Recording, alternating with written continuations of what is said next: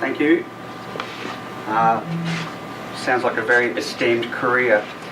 And through that time, which is now 15 to 20 years, I've been surrounded by report cards, environmental report cards, and I've seen how successful they can be at communicating science and educating people in terms of the government, industry, and the public about environmental science. So I'm always sort of reflecting on how can we make these environmental report cards more interesting, more relevant, because they come out every year and over time they can become a bit stagnant. And so I thought, well, let's look back at, we base these report cards on school report cards, which we're all familiar with and have a connection to. And I thought, well, perhaps there's a lot of research going on in the school report card field. What can we learn from that scope of research that's been done that we can apply to environmental health report cards?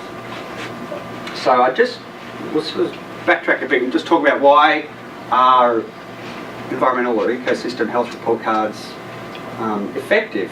And there's three main reasons. The first is that they're very good at delivery of information. So they're very simple and concise. Most people can relate to the scoring system of A to F, and more importantly, you don't need that much instructions on how to interpret what's being presented. The second one is the effect that they have. They're very powerful at identifying areas that need more improvement, and they can also provide a mechanism to track changes in the environment over time, particularly in response to management actions that have happened or money that's been spent. And thirdly, there's often a very good response to report cards. So firstly, it provides incentive for this location to do better than that location, and why is this location doing better than this location. It provides accountability both from the government doing the monitoring and also those that are doing the management response. And lastly, the mass media love this sort of simplified version of science that they can communicate through the TV and the newspapers and so forth. So, in terms of continuing this retrospective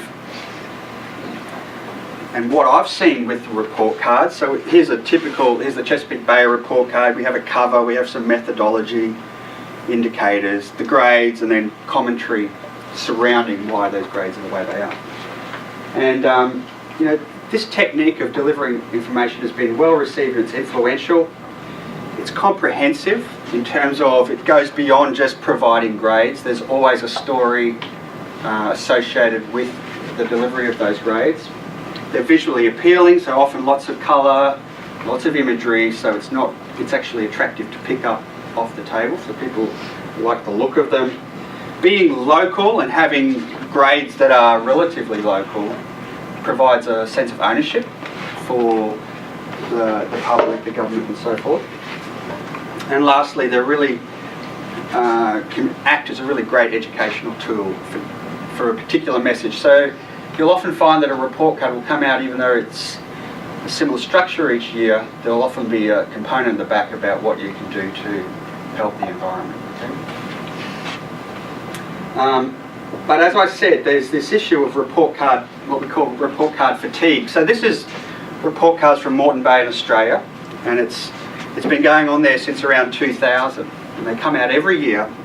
And you can see they've gotten sexier as time has gone on, and as the graphic artists and people have been putting money into them. But you can see for the first 8 years, it was pretty much hovering around B- for the bay as a whole.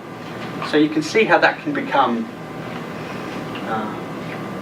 potentially a bit boring, and so it loses its flair every year. Mind you, this is 8 years of development that's been going on in this particular ecosystem. There's 5,000 people moving here every week. So to be able to maintain that score in terms of that pressure was a feat in itself. Then there was a flood, and then we got some serious changes for the worse. So all those management actions that have been occurring through this time, you get one flood and you get a D grade, and you can imagine the response to that. But you're able to see that it was able to rebound and showed some resilience. And so there is this gradual change. There's a very large reticence to change any of the indicators. So over time, as issues in your waterway or ecosystem change, you want to change your indicators, but the minute you change your indicators, it starts affecting the score in terms of its tracking. So there's a real complexity around altering the indicators that you're using. Typically it's a year late, so you're reporting on the past year. And in terms of, if we start thinking about report cards and school report cards, at what stage does this process actually graduate from school?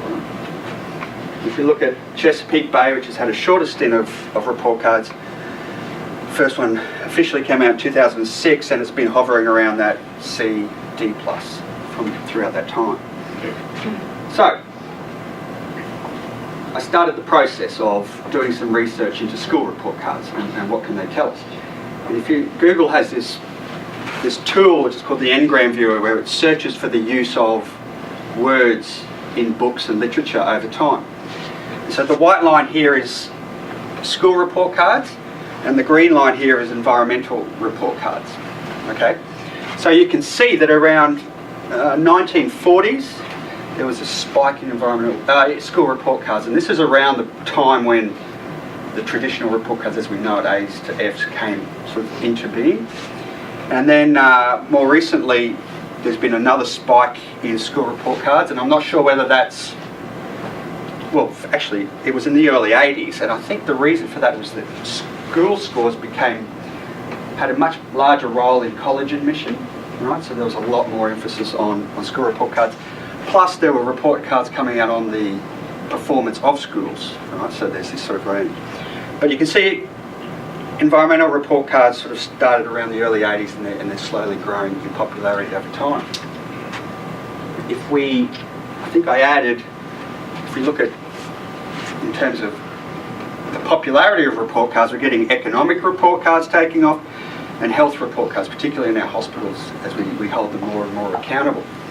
So they're becoming quite trendy. And if we were to,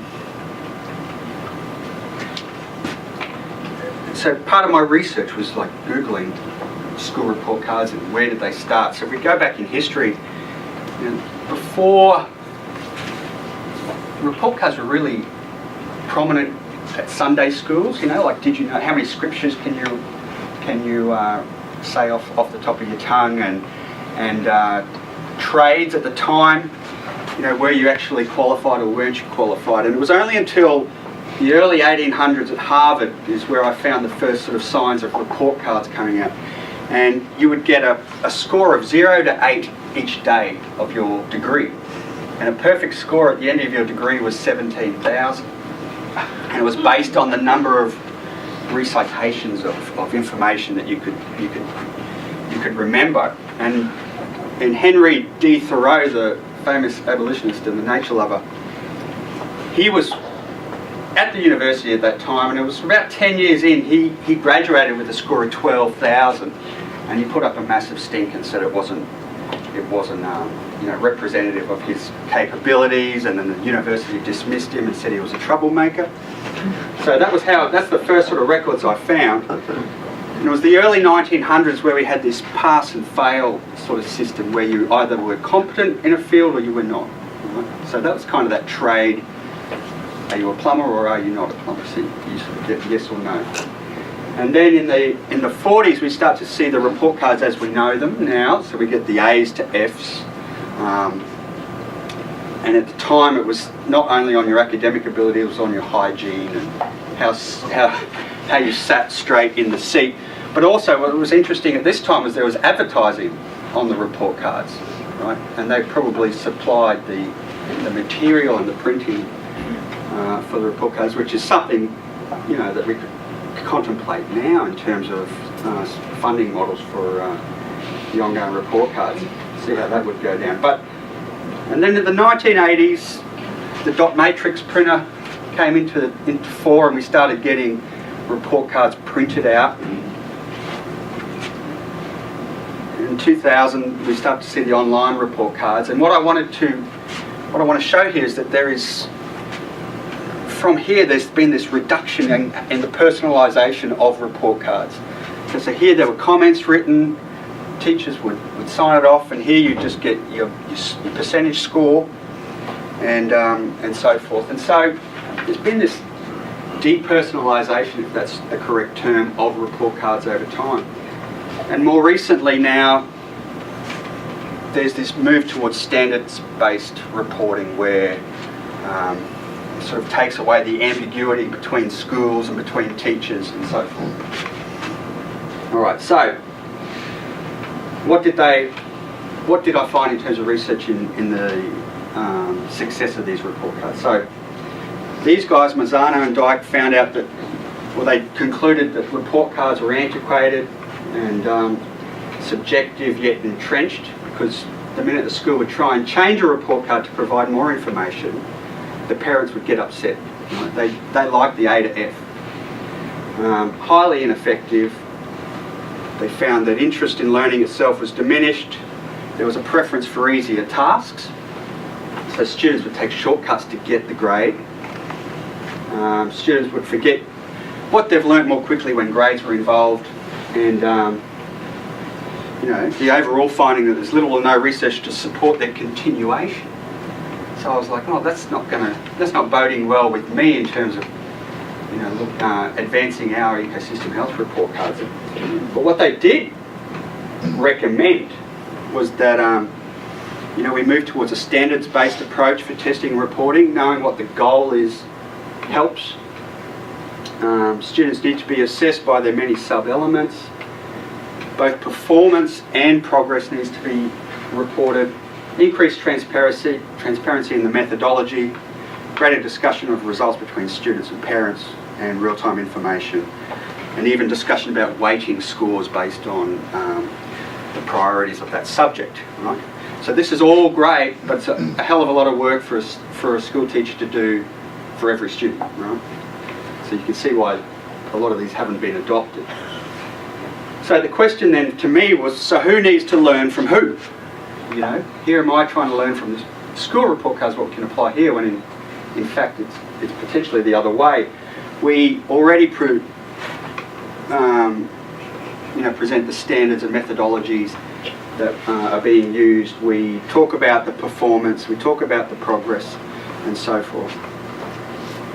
So so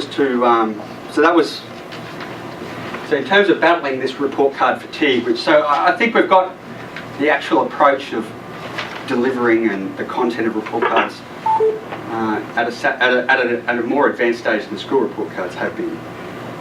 But in terms of this report card fatigue, how can we manage that?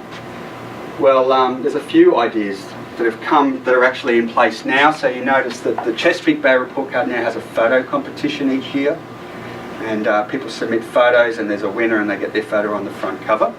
Right? So it's a great stimulus and provides a renewed interest each year in the report card. Perhaps we can start asking users what they want to learn and see in the report cards each year. Usually it's a one-way delivery, but perhaps that student-teacher-parent interaction, maybe we should be also having a questionnaire or a contest to see what people want to learn about their ecosystem in that year. Perhaps we should be capturing the comments from all parties. So at the moment, there's a lot of, if there's any commentary surrounding the grades, they're typically done by the scientists. Perhaps we should be getting the information from the managers and the public in there, so that perhaps, rather than, so we can see what the manager's perspective is in terms of improving the grades and so forth. And lastly, integrating citizen science. So if we're wanting to keep this popular and alive, perhaps getting citizen scientists involved would stimulate interest in the report card. All right, I think that's it. Yes, thank you. Thank you.